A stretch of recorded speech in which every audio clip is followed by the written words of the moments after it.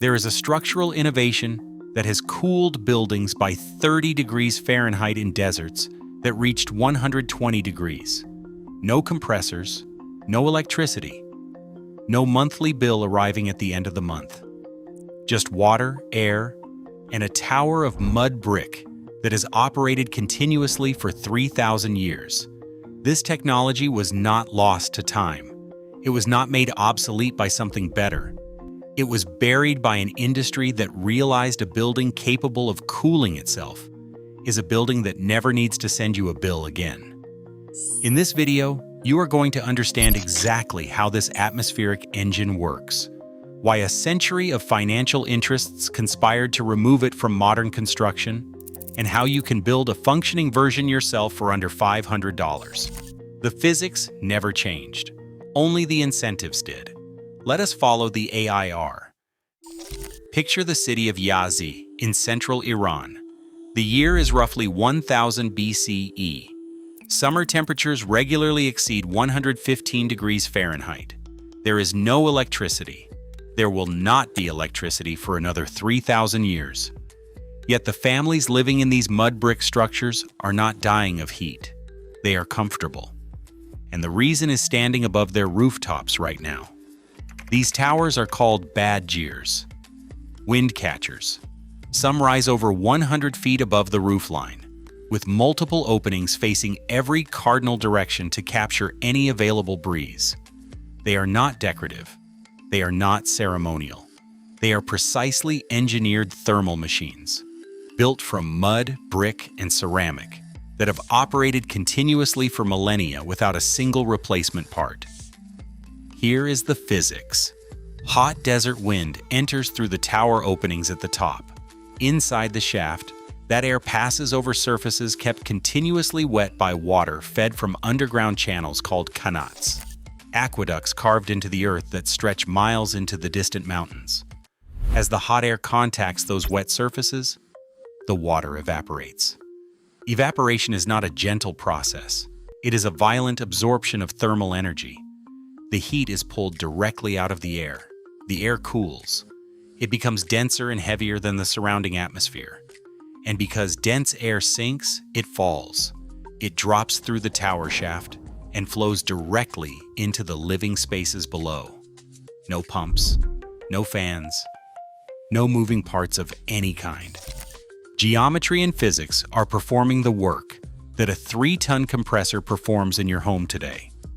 Modern researchers have measured the performance of still-functioning Badgirs across Iran.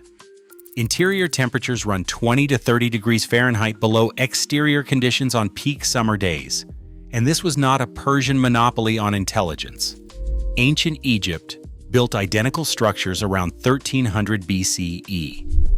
Every major civilization that developed in a hot, dry climate independently converged on the exact same solution.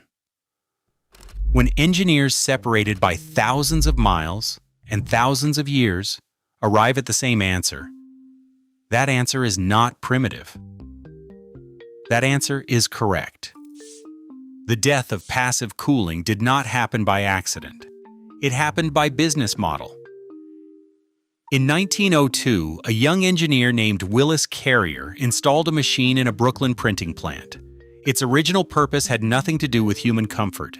It was designed to control humidity so that paper would not warp on the press.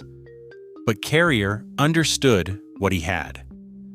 By the 1920s, his company had begun marketing mechanical cooling for human spaces, and the financial architecture that would bury 3,000 years of engineering knowledge was already being constructed. Here is the inversion that changed everything. A Badgir costs money to build.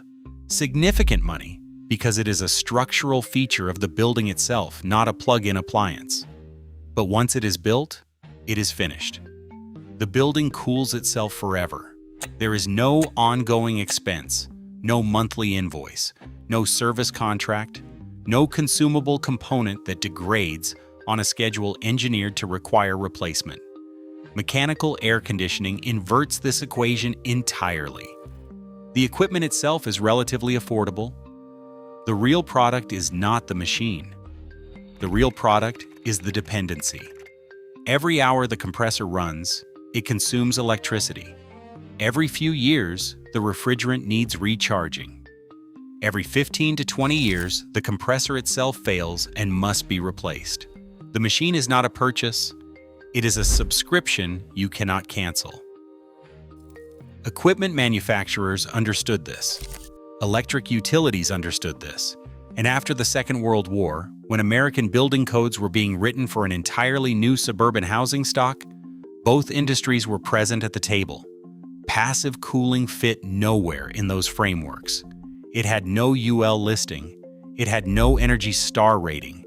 It was not a product. It was architecture. And architecture that eliminates ongoing consumption is architecture the industry had zero incentive to standardize. By 1970, architecture schools had purged vernacular building science from their curricula entirely. A graduate could earn a full degree without ever learning that buildings had cooled themselves for 3 millennia. The knowledge was not lost, it was removed. But the industry could not repeal the laws of physics. And in 1997, a building in Western India made that fact impossible to ignore. The Torrent Research Center in Ahmedabad covers 300,000 square feet. It is a fully operational commercial research facility housing laboratories, offices, and technical workspaces. It contains zero mechanical cooling equipment. Not a reduced mechanical system, not a hybrid approach. Zero. The building cools itself entirely through massive downdraft evaporative towers that rise above the roofline, pulling hot exterior air across atomized water mist at the tower tops, cooling it through evaporation, and delivering it to the occupied spaces below through the same principle a Badgir employed 3,000 years ago. The performance data is not anecdotal.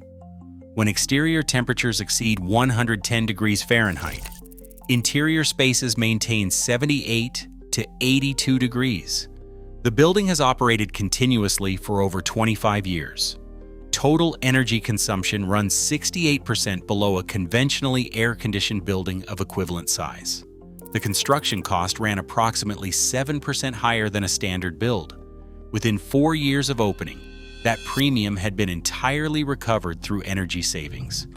Every year since has been pure financial gain. This is not a research prototype. This is not an experimental pavilion at an architecture exhibition. This is a functioning commercial building that has outperformed mechanical air conditioning for a quarter century in one of the hottest urban climates on Earth. And it is almost entirely unknown in the countries that need it most. The reason it remains unknown is the same reason the Badgir was removed from architectural education. There are 3 structural barriers that keep this technology off the American landscape. Building codes written around prescriptive equipment specifications rather than performance outcomes. Bank financing models that treat unfamiliar construction methods as unquantifiable risk. And an expertise gap created by 2 generations of architects who were never taught that buildings could cool themselves at all. The physics was proven 3,000 years ago, then proven again in 1997. The barrier was never technical. It was always financial. So what does a system that costs nothing to run actually cost to build? Less than you have been conditioned to expect. For an existing home, the most accessible implementation is a rooftop downdraft evaporative cooler. The concept is architecturally simple. A sealed, insulated box mounts to the exterior of the structure, exposed to the prevailing wind. At the top, outside, air enters through a protected opening. Inside the box, that air passes through a wet, porous medium. The water in that medium evaporates on contact. The heat is pulled out of the air. The air cools, becomes denser, and falls by gravity through a duct directly into the living space below. No compressor, no refrigerant, no motor running continuously. Just the same thermodynamic principle a Badgir has operated on for 3,000 years, in a form that can be attached to a suburban house built in 1984. The cooling medium itself is the heart of the system.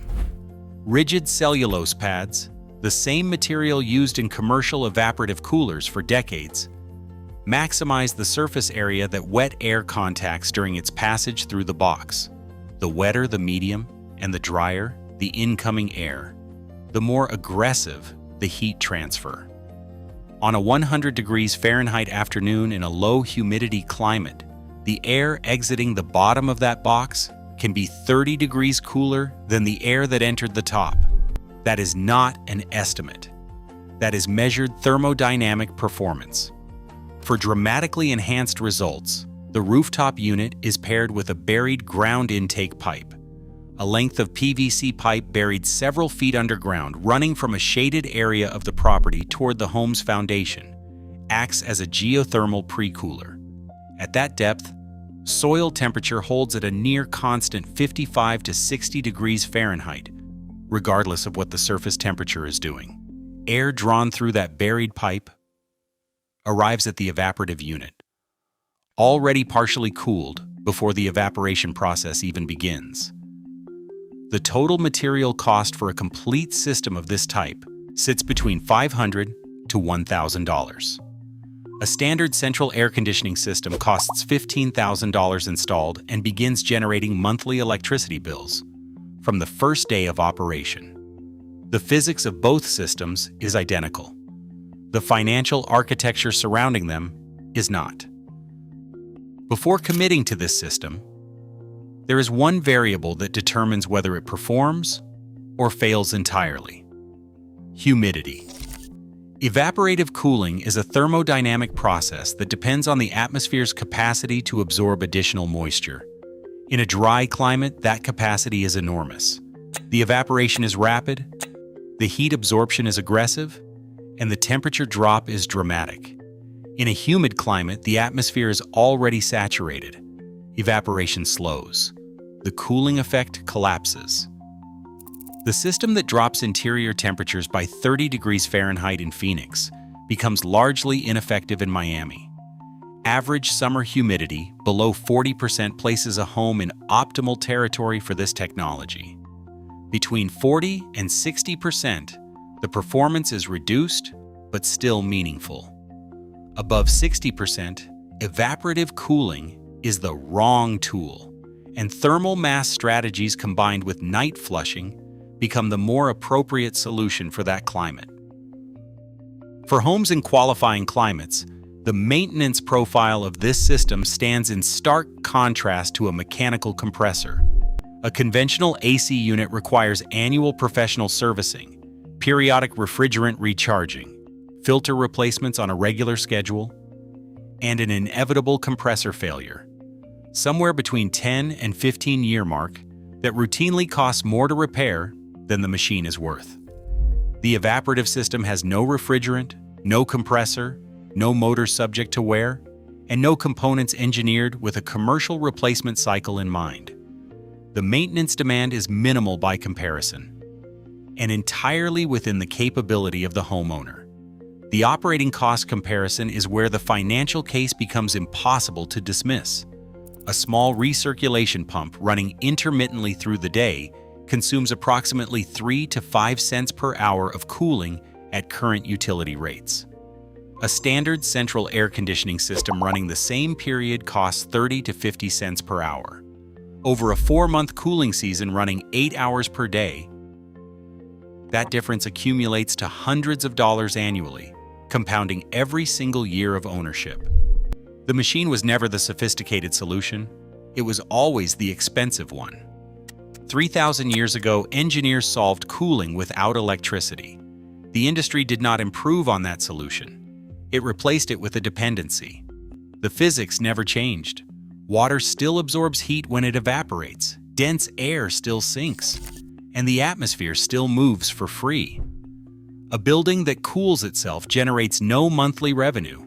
That is the only reason this knowledge was buried. Not because it stopped working, not because something better replaced it. Now you have it back. If reclaiming your independence from the grid matters to you, subscribing is the simplest way to ensure this knowledge keeps being found.